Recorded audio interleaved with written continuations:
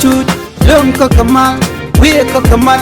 del longa chabu jo del garamam mam tel kwanga tel piu bel to chadak pa kon ramamane biya kamal ka Noor Online TV ka jan gwasama bana roj bana jeling mi jirama jedit ka jan channel ma gorejen bi jan waxani ko ken leer bal nga jan gwasama leer ka kuy gambela chala do te ke wunwara mi sha kabre wi ka disa baba hanere ko iska chala ba rewish ka gambela sha police ne masken dit sha ka kep tato ken ko na baling mi jirama jedit ka jan channel ma gorejen bi subscribe ke bi waxani ko ken bana re leer ma nan baling ka jan gwasama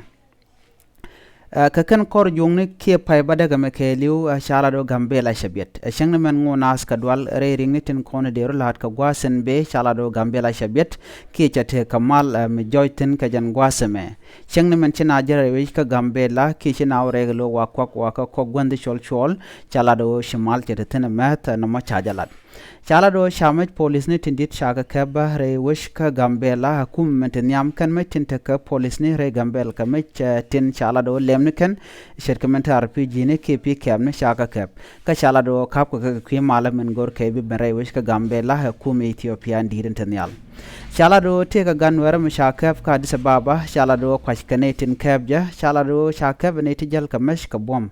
latsana dano edong kum Ethiopia kep mo ngoda kan loda kan nga cha gwa nguma kap ka je ke dur dien chala do teram nga cha katel me chala ba ka do ban kap ka je dur dien che duiro ke ngu chele lo no mo ngoda tel me cha nga tin ka kwi de Ramadan cha kep na me jen le dan dien link jen gwa se me ka kwi gambela biate kamal ni goro bien wagani ko ken ko de ler de ka chup re wiendin ko ken ngor ka jen go de tung nas der uten biate kamal bye bye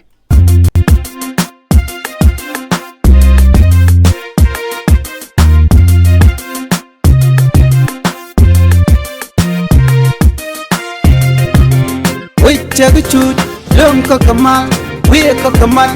del longa chabu jo del garamam mam tel kwanga tel piu